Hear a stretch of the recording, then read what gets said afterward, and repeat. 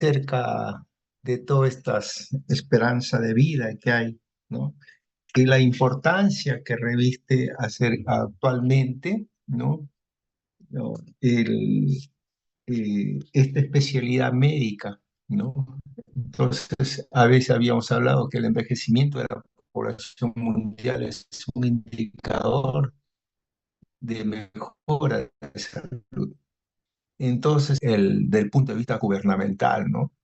Del punto de vista gubernamental, entonces, tiene que prepararse a más personas, ¿no? Es importante preparar a los proveedores de la atención sanitaria. ¿Quiénes son los proveedores? Son los nuevos médicos, son los que van a dar. Y las sociedades para que puedan atender las necesidades específicas son enfermeras y grupos de personas que van a acompañar al nuevo médico. ¿Para qué? Para suplir las necesidades de estas personas de la tercera edad. ¿Qué cosa es lo que se busca con esto? Dar calidad a la cantidad. Como yo le decía también que la especialidad de la geriatría actualmente o en el futuro va a ser una de las grandes especialidades, ¿no? ¿Por qué? Por la gran tasa que vamos a encontrar nosotros de pacientes mayores, ¿no? Sobre los 60 años de edad y con muy pocos especialistas en el manejo de estas enfermedades, ¿no? Muy bien. Estos, a veces tenemos nosotros estas lesiones, ¿no? La senescencia, ¿no? Entonces, ¿qué cosa es la senescencia? ¿Cómo es que se produce este envejecimiento?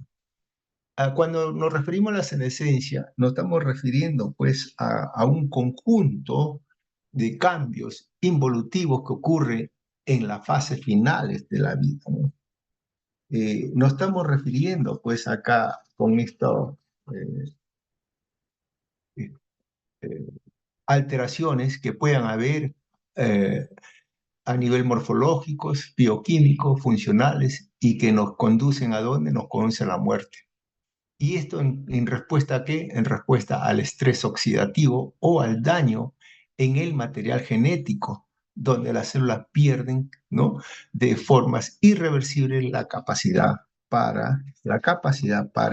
para poder regenerarse o se pierde ahí la capacidad de dividirse, ¿no?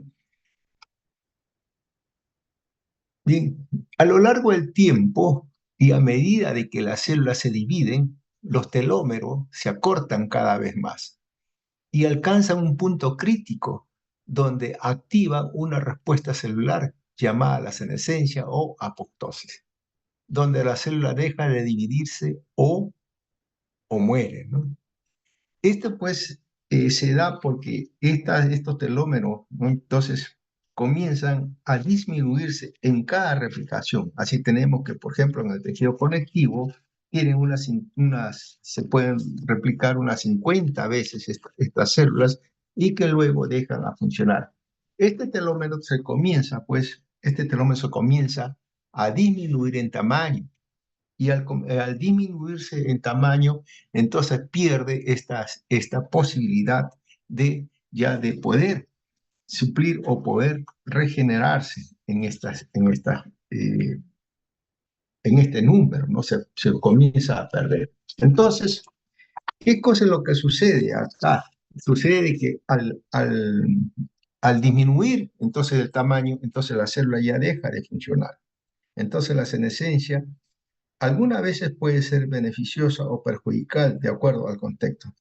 Los beneficios de la senescencia, ¿cuáles estos beneficios que puede haber? La senescencia celular puede ser un mecanismo útil para prevenir el desarrollo del cáncer.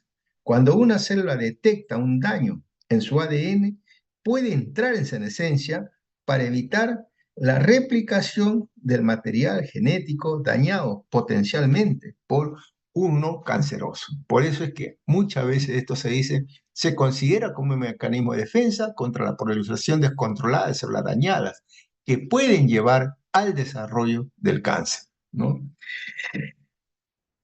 El acortamiento de los telómeros se considera también como un marcador del envejecimiento y la senescencia celular y a la aparición de enfermedades relacionadas también con la edad. Entonces, la acumulación de células senescentes en los tejidos a lo largo del tiempo se asocia con el envejecimiento y también con diversas enfermedades, ¿no?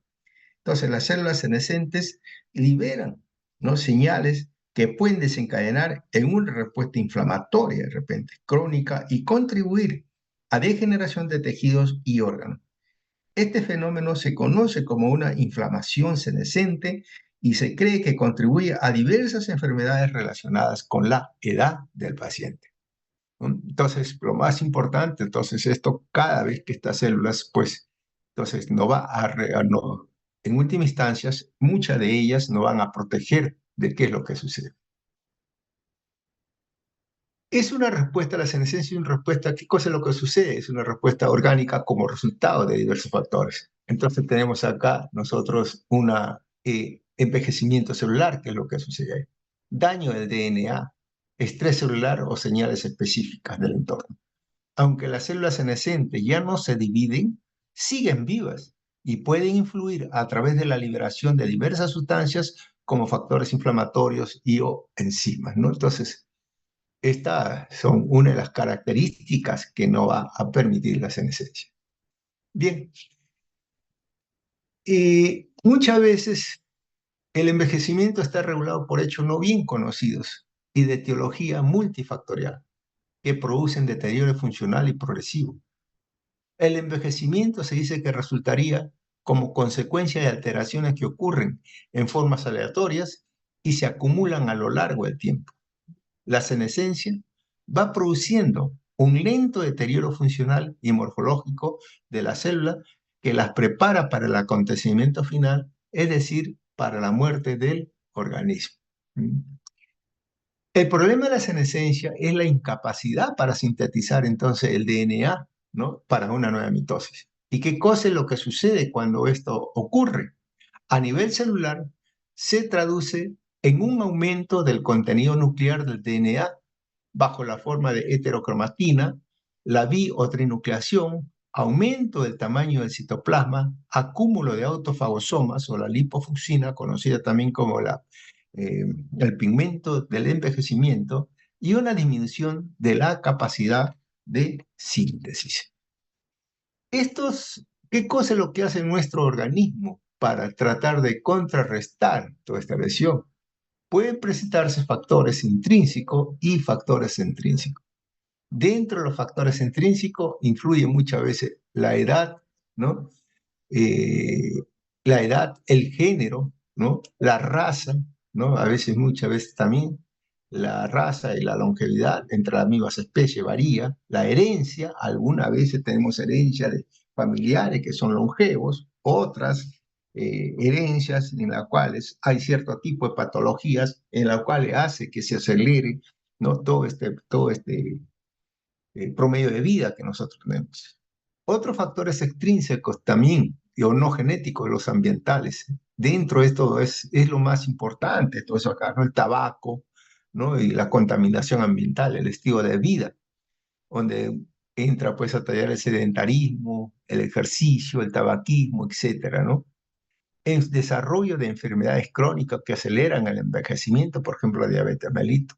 Entonces, y muchas veces el principal factor extrínseco es la exposición crónica a los rayos ultravioletas, ¿no? Entonces hay una serie de factores que puedan condicionarme a esta lesión. Bien, acá tenemos nosotros, cuando hablamos nosotros muchas veces de envejecimiento, tenemos que hablar también de los tipos de envejecimiento. ¿Qué tipo de envejecimientos hay? Nosotros podemos catalogarlo de repente como un envejecimiento sano, ¿no? Entonces, hablando de esto, cada uno de nosotros tiene una vivencia personal, a veces de nuestras personas mayores, y esa imagen va cargada de emociones positivas, negativas, pero siempre con mucha carga emocional.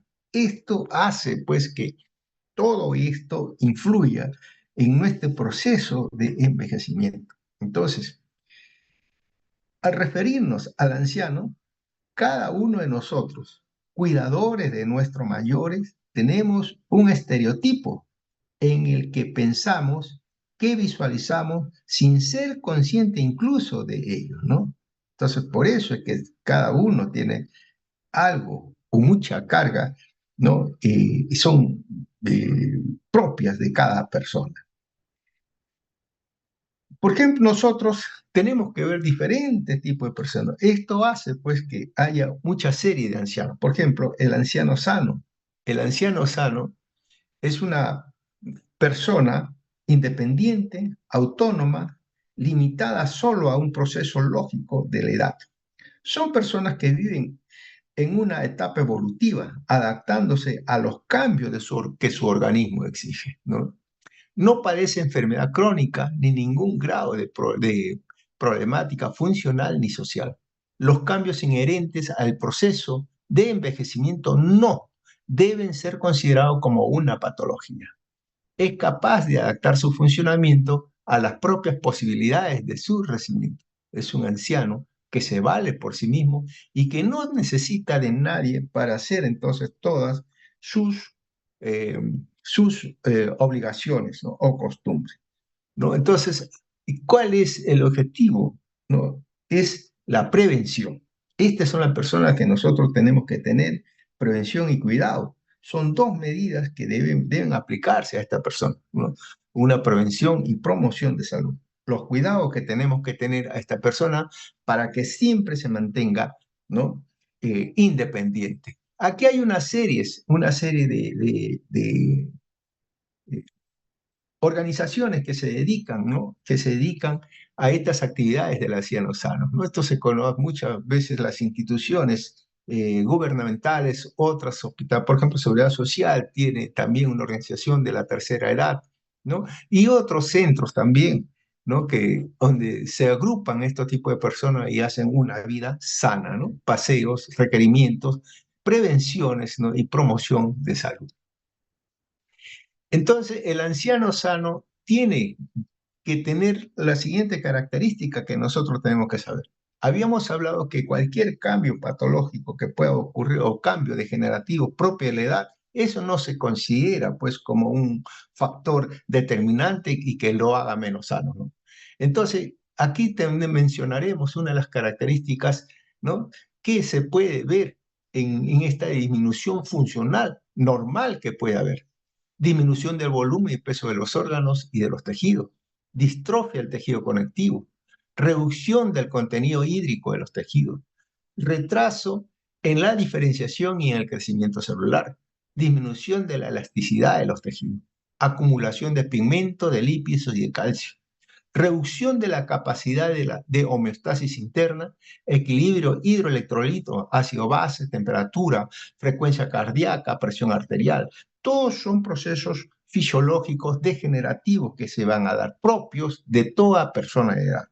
Pero eso no contrarresta, ¿no? A lo que estos pacientes viven. Entonces estos pacientes conviven eh, con todos estos cambios, ¿no? Y haciendo una vida activa e independiente. El, el envejecimiento frágil o el anciano, ¿no? El anciano frágil o de riesgo, ¿no? Entonces, aquí se considera una persona de 60 años o que estando entre los 65 y 80 años presenta uno o más de los siguientes factores de riesgo que hace que esta persona sea un anciano frágil o de riesgo. Patología crónica invalidante, una patología crónica. De repente puede ser una artritis o de repente secuela de alguna lesión, de un ACV, etcétera, ¿no? Haber sido dado de alta recientemente de un hospital, estar confinado en su domicilio, vivir solo, padecer de una situación de pobreza, carecer de apoyo familiar cercano, enviudamiento reciente, tener una enfermedad en fase terminal. Entonces, hablamos entonces acá de una persona, ¿no?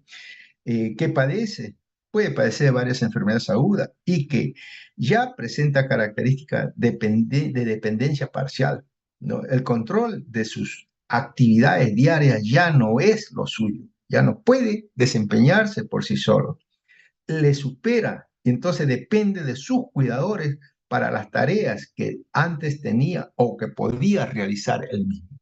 Eso es lo que hace un anciano, todo esto hace que un anciano frágil. ¿Cuál es el objetivo que tiene que tener la parte gubernamental o la parte de salud? Programas de atención al anciano y visitas domiciliarias, en colaboración con un equipo de valoración, ¿no? Entonces, esta correspondería a lo que es anciano. O sea, el anciano geriátrico. El anciano geriátrico se refiere a una persona dependiente para las actividades básicas de la vida diaria. Son ancianos dependientes.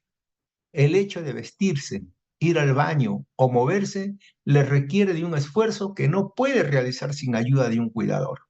Además de cumplir los requisitos de fragilidad, sufren problemas mentales y o sociales que lo llevan a estar institucionalizados, ¿no?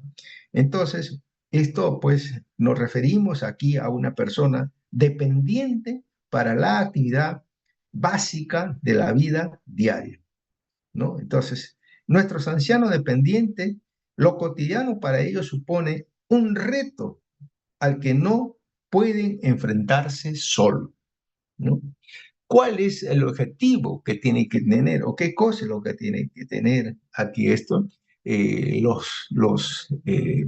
gobierno, los centros especializados son tributarios, todos estos son tributarios de atención y evaluación geriátrica especializada, ¿no?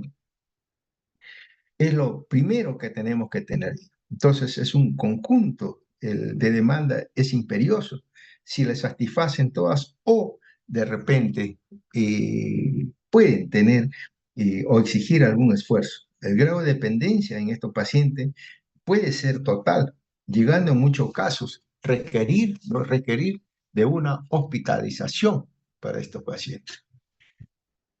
El enfermo, el anciano enfermo, es una persona mayor de 65 años que presenta alguna afección aguda o crónica, en diferente grado de gravedad.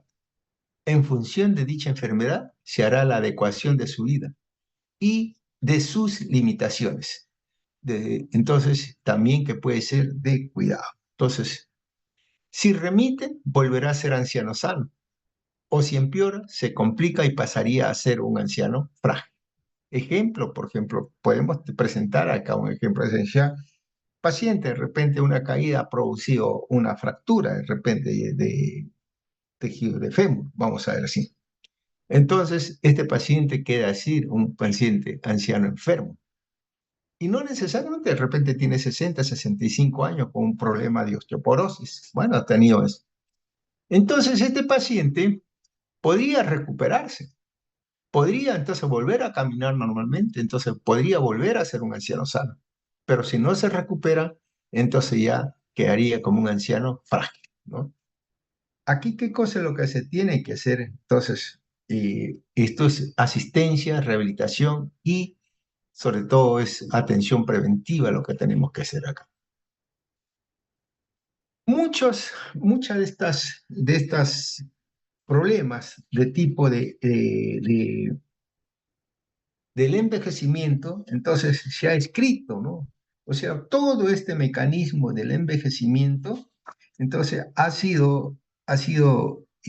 normalmente ha sido escrito, ha sido investigado y ha sido tratado de explicarse mediante una serie de teorías, ¿no?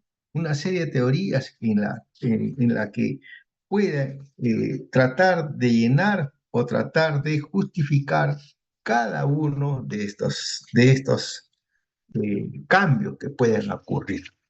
Dentro de estas teorías se han especificado dos de ellas, que son las teorías estocásticas, se han agrupado más que todo, porque en realidad son más de 300 teorías, ¿no? La que han sido mencionadas, ¿no? Y la que también han sido descritas, ¿no?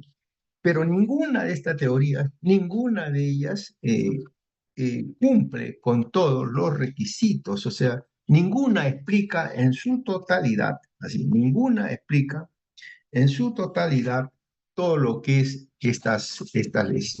el envejecimiento, ¿no? Entonces tenemos nosotros ahí, tenemos que hablar acerca de estas teorías, que son las teorías estocásticas y la teoría no estocástica. Y en eso es lo que ha sido agrupada toda esta teoría. La teoría estocástica son los procesos ocurriría de modo aleatorio, que se acumula con el tiempo procedente del medio ambiente hasta alcanzar un nivel incompatible con la vida. Y la teoría no estocástica, o teoría genética, es una continuación del proceso de desarrollo y diferenciación según normas predeterminadas y codificadas en el genoma. Son dos de la teoría. Dentro de estas están clasifica en la teoría estocástica, la que vamos a ver muy ligeramente y superficialmente nada más, son la teoría del error catastrófico, la teoría del entrecruzamiento, teoría del desgaste y teoría de los radicales libres. Y dentro de la no estocástica, teoría del marcapaso y la teoría genética. Muy bien. La teoría del error catastrófico, esta teoría del error catastrófico eh, fue sustentada por Orgel en 1969, ¿no? 63, perdón, fue sustentada esta teoría eh, del error catastrófico. ¿Qué sostiene esta teoría? Sostiene de que el tiempo produciría una acumulación de errores en la síntesis de proteínas y ADN. Si alguna de dichas proteínas anómalas llega a formar parte de la maquinaria que sintetiza proteínas, provocará más errores en las sucesivas generaciones y así en una tras otra. Esto conlleva a error catastrófico de la homeostasia celular y que provocaría la muerte celular. Entonces, si hay, entonces, ¿no? Entendemos esto que si hay algo, ¿no? Una teoría, hay algo que haya pasado en el ADN celular y esto no se da cuenta el organismo y comienza a sintetizar estas proteínas anómalas, así se va a seguir produciendo en cada vez que se va a sintetizar estas proteínas. Y eso es lo que va a provocar todas estas alteraciones. Durante la senescencia aparecen formas anómalas de algunas proteínas, pero no parece que surjan de errores de la biosíntesis de proteínas, sino que se trata de modificaciones postsintéticas. Por ello es que esta teoría no es del todo, tampoco, no es del todo aceptada, ¿no? Bien, tenemos también otra teoría, la teoría del entrecruzamiento, ¿no? La teoría del entrecruzamiento postula que la formación de enlaces moleculares entre proteínas o cadenas de ácido nucleico se incrementa con la edad, lo que determinaría el envejecimiento y el desarrollo de enfermedades dependientes también de la edad. Hay cambios moleculares intra y extracelulares que afectan la información contenida del DNA y del RNA. Y esto es lo que produciría una mutación celular y posteriormente produciría la muerte, ¿no? No explica todos los fenómenos relacionados al envejecimiento, pero sí algunos. Por ejemplo, el desarrollo de catarata, que es secundario a que las proteínas del cristalino sufren una glicosilación y comienzan a entrecruzarse entre ellas, lo que conlleva la opacificación progresiva del cristalino. Las complicaciones crónicas de la diabetes también provienen de los entrecruzamientos de polímeros y cadenas proteicas con carácter irreversible, ¿no? Entonces, tenemos ahí muchas de estas que pueden explicar, no todo, pero sí parte. Por eso, ninguna de las teorías puede eh, descartarse, de hecho. Otra teoría es la teoría del desgaste o acumulación de productos de desecho, ¿no? Propone que cada organismo estaría compuesto de partes irreemplazables y que la acumulación de daño de sus partes vitales llevaría a la muerte de las células, tejidos, órganos y finalmente del organismo. Esto se ha dado basada en la observación de células en animales de edad avanzada, donde se observa un elevado número de sustancias como la lipofucsina, y la degeneración basofílica, ¿no? Bien, el envejecimiento celular se puede explicar en términos de acumulación, de ruptura de productos citoplasmáticos, y de ahí sugirió que la lipofucina. Entonces, y esta lipofucina se conoce su acumulación dentro de la célula, pero no está claro si la lipofucina es perjudicial para las funciones metabólicas, celulares o para las funciones reproductoras. ¿Qué es lo que sucede? Si la lipofucina se crea y está dentro del citoplasma celular, entonces es un cuerpo extraño. Por lo tanto, los lisosomas son los encargados de destruirlo. Sin embargo, los lisosomas pueden degradar a la lipofucina y el producto de desecho no puede destruirse o tampoco pueden transportarse a través de la membrana, ¿no? Son productos de degradación metabólica que alterarían de repente el metabolismo de la célula y aceleran su destrucción. Eso es lo que teóricamente consideran que la lipofucina, ¿no? Bien, la teoría de los radicales libres. Bueno, esta es otra teoría también de los radicales libres en la cual nosotros vamos ver que esto fue propuesta en 1956 por Harman, que es una de las más populares y que propone que el envejecimiento sería el resultado de una inadecuada protección contra el daño producido en los tejidos por los radicales libres.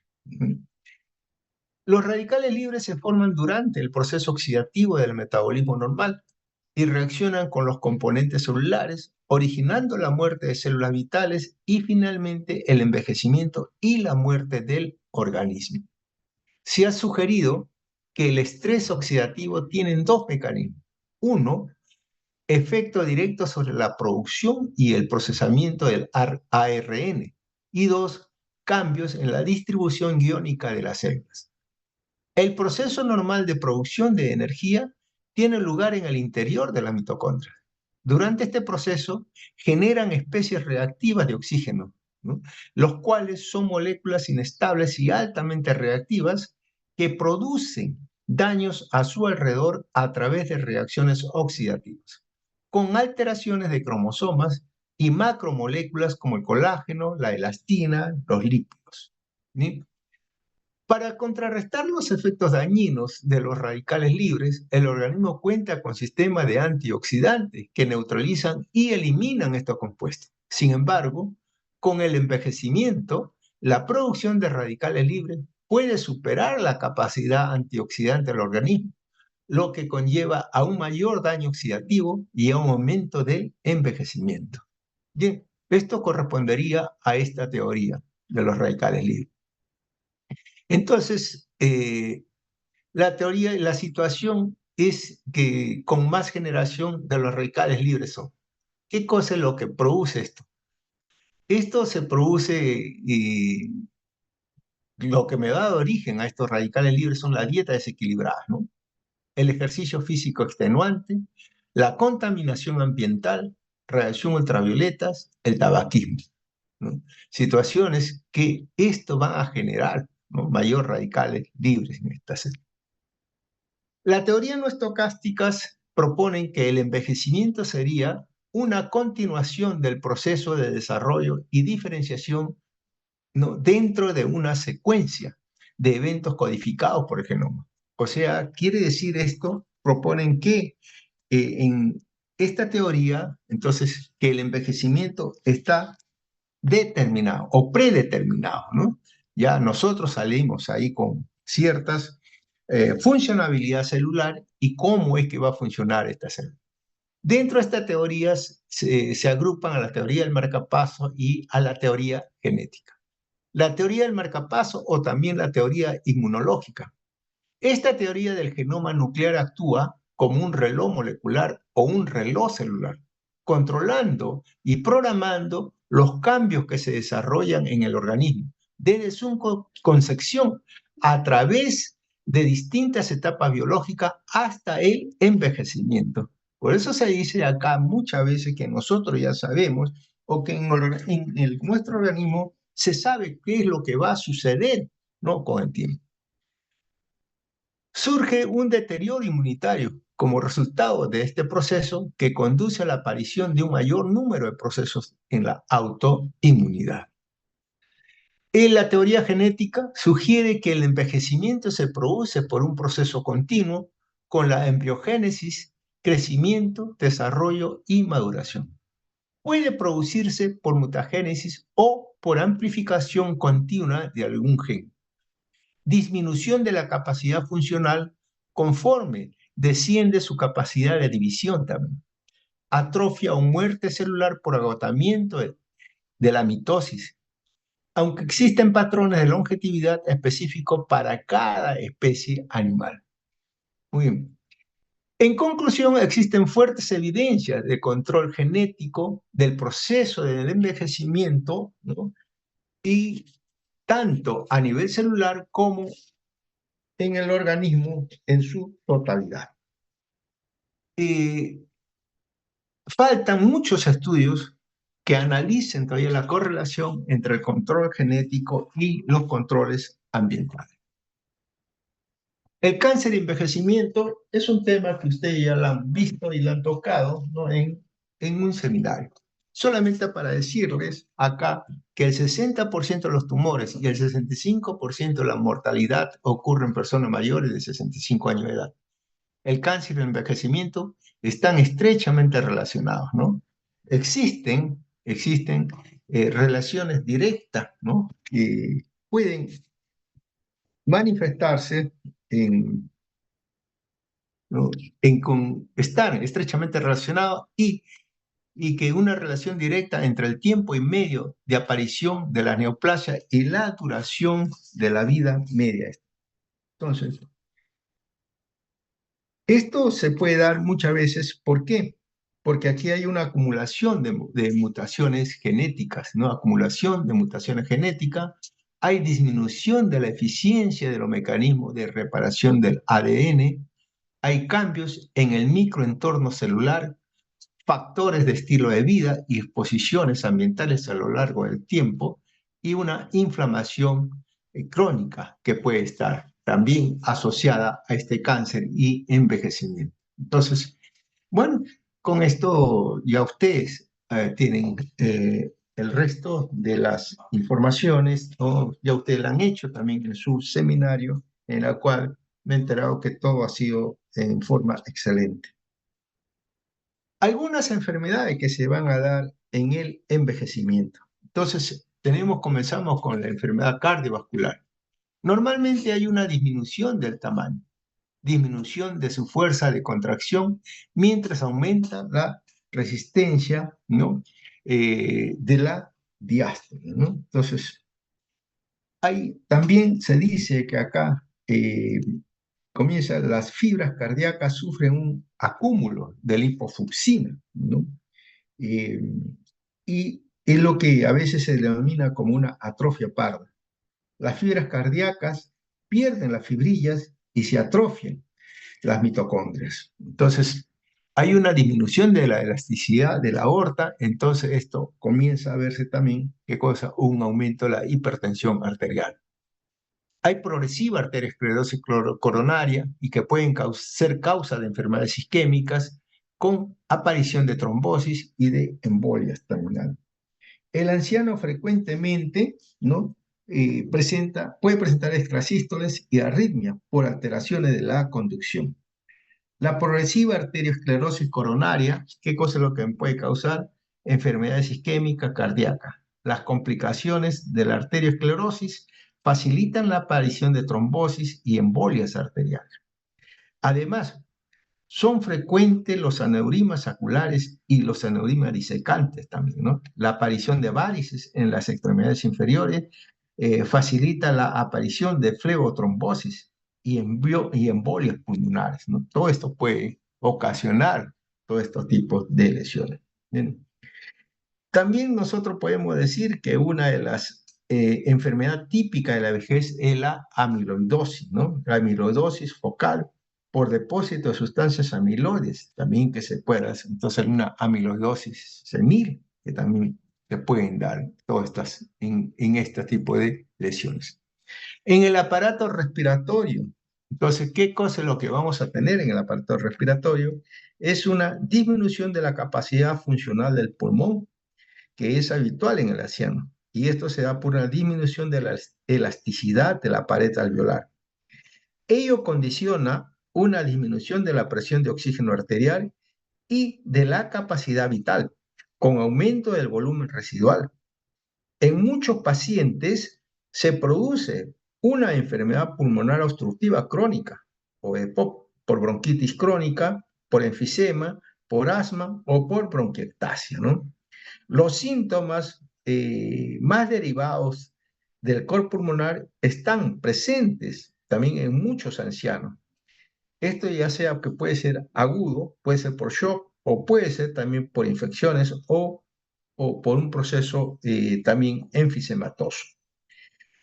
El pulmón, el pulmón probablemente sea el órgano que más injurias soporta en la vida, en toda la vida, ¿no? Y todos los procesos pulmonares dejan secuela. Y esta secuela puede ser darse muchas veces no a nivel de la fibrosis pulmonar, ¿no? Entonces, fibrosis pulmonar, que esto pueden ser muchas veces